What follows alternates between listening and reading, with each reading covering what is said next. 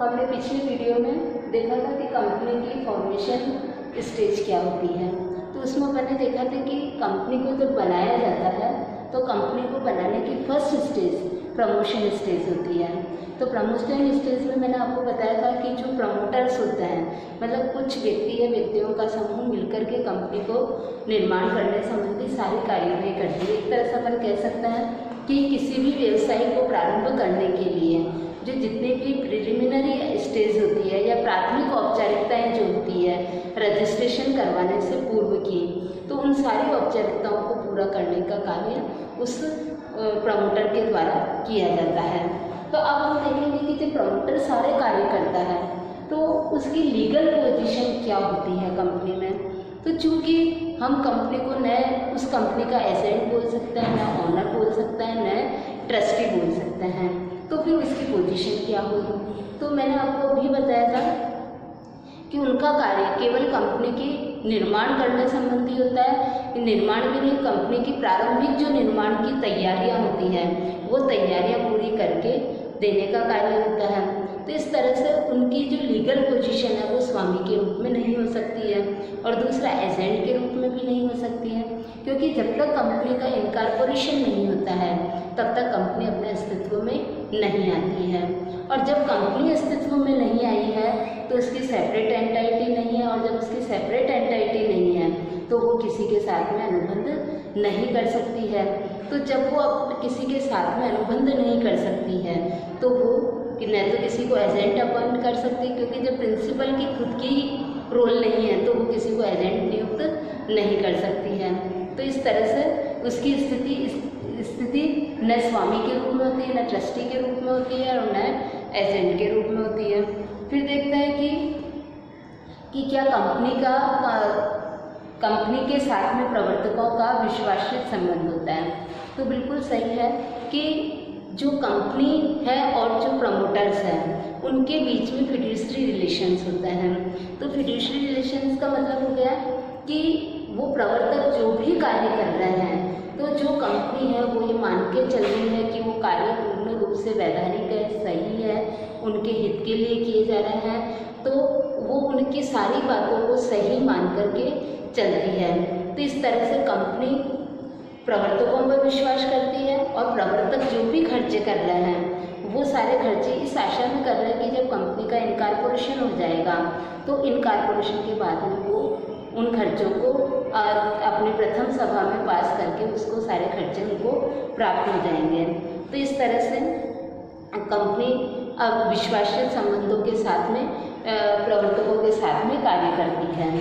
अब इसके बाद में हम देखेंगे कि जो प्रमोटर्स हैं उनके कार्य क्या होते हैं। तो सबसे पहले तो हम देखते हैं कि कंपनी की स्थापना करने संबंधी जो कार्य है वो सारा प्रमोटर्स का ही कार्य है, क्योंकि प्रमोटर्स ही सारा कार्य करके देते हैं। अब तो भी अपन इसमें देखते हैं कि वो किस तरह से कार्य करते हैं। जैसे अपन स्टार्टिंग में देख सकते हैं कि कंपनी से जो प्लानिंग संबंधी कार्य है वो सारा कार्य प्रमोटर्स के द्वारा किया जाता है। तो अपन कह सकते हैं कि प्रमोटर्स कार्य करते हैं उसकी प्लानिंग करना, कि उस कंपनी के निर्माण की प्लानिंग करना, कि उसकी संभावनाओं का पता लगाना कि कंपनी किस क्षेत्र में स्थापित करनी है, प्रस्तावित कंपनी के उद्देश्य क्या होंगे, कार्य क्या होंगे, उसकी सीमा क्या होगी, और इसके लिए वो विभिन्न एक्सपर्ट्स की टेक्निकल एक्सपर्ट्स हैं उन सब की मदद लेता है। इसी तरह से वो अपने उन सब परामर्शदाता जो भी होता है कंसर्न उन सब की वो एक रिपोर्ट प्राप्त करता है, और कंपनी के वो सारी जो विस्तृत जो उसके पास में सूचनाएं आती हैं उन सूचनाओं के आधार पर वो एक रिपोर्ट तैयार करता है और फिर वो उस योजना का इवैल्यूएशन करता है कि वास्तविकता में सही है या नहीं है।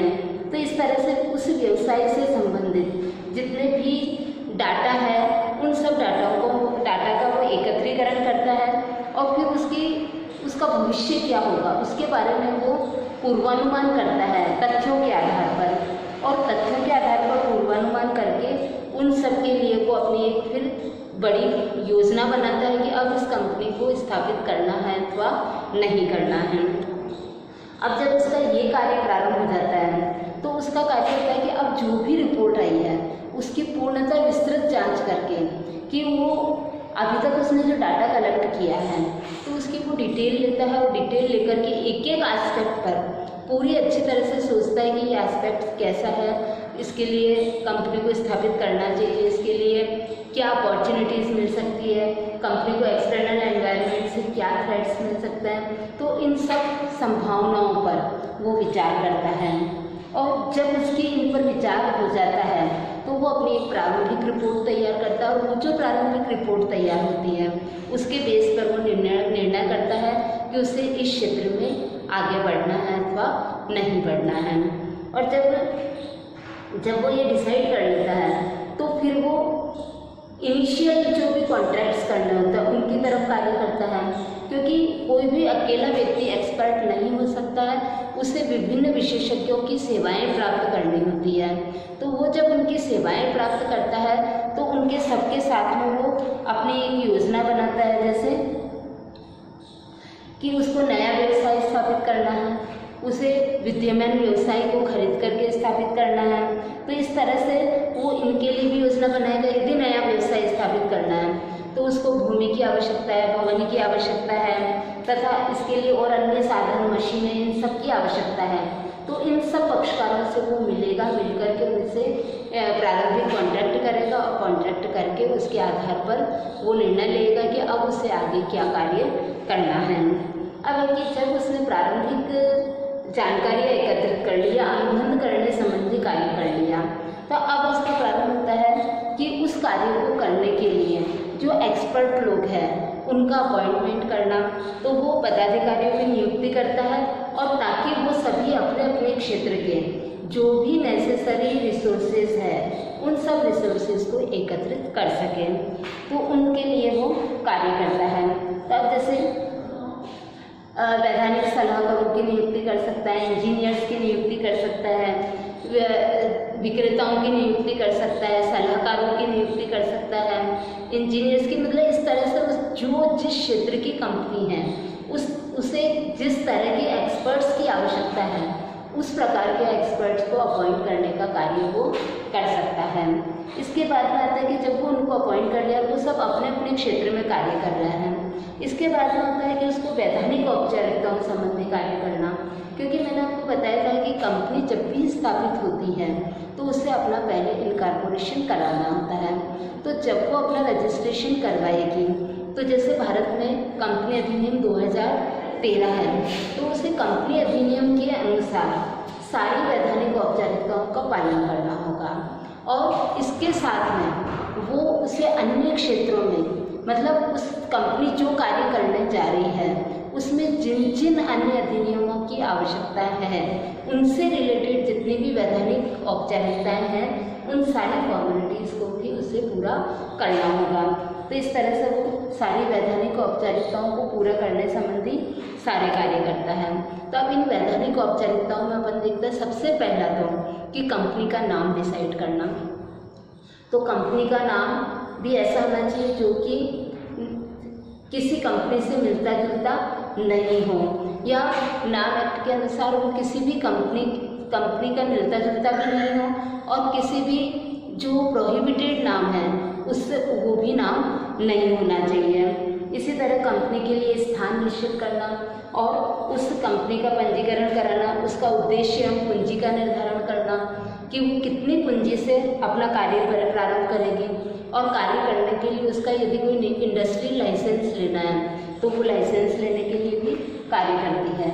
इसी तरह से प्रथम संचालक बनने के लिए कौन व्यक्ति तैयार हो सकता है, तो उन व्यक्तियों को भी तैयार करवाना और उनके पार्षद सीमा नियम और पार्षद अंतर नियम पर उनके साइन करवाना।